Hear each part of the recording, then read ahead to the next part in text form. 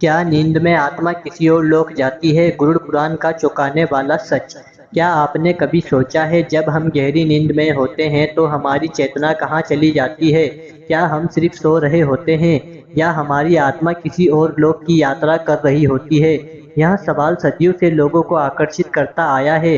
खासकर गरुड़ पुराण और भगवत गीता में नींद और आत्मा के संबंध को एक गहरे रहस्य के रूप में बताया गया है। धार्मिक दृष्टिकोण से नींद को केवल शरीर का आराम नहीं माना गया, बल्कि इसे आत्मा की एक विशेष अवस्था बताया गया है।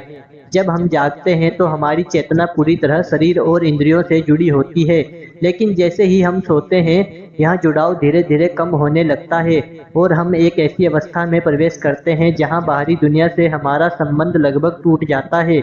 अब सवाल उठता है, क्या इस समय आत्मा शरीर से बाहर चली जाती है?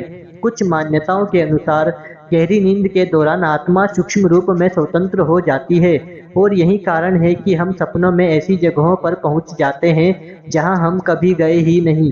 कभी हम उड़ते हैं, कभी किसी अजनबी जगह पर होते हैं और कभी ऐसे लोगों से मिलते हैं जो इस दुनिया में मौजूद ही नहीं होते। क्या ये सिर्फ दिमाग का खेल है या आत्मा की कोई यात्रा? यह आज भी एक रहस्य है, लेकिन शास्त्र यहाँ संकेत देते हैं कि नींद के दौरान आत्मा एक सूक्ष्म अनुभव से गुजरती है। हालांकि यह पूरी तरह शरीर से अलग नहीं होती, बल्कि एक धागे की तरह शरीर से जुड़ी रहती है। इसीलिए हम हर सुबह वापस अपने शरीर में जाग जाते हैं। एक और दिलचस्प बात, कभी कभी हमें ऐसे सपने आते हैं जो बहुत वास्तविक लगते हैं, जैसे हम सच में कहीं गए हों या कुछ अनुभव किया हो। कुछ लोग इसे आत्मा की यात्रा मानते हैं, जबकि विज्ञान इसे मस्तिष्क की गतिविधि और यादों का मिश्रण बताता है। सच क्या है? शायद दोनों के बीच कहीं छुपा है। अंत में नींद सिर्फ आराम नहीं, यह एक रहस्यमयी अवस्था है जहां शरीर शांत होता है और चेतना एक अलग अनुभव में चली जाती है। चाहे आप इसे विज्ञान माने या अध्यात्म, यह विषय आज भी उतना ही गहरा अनसुलझा है।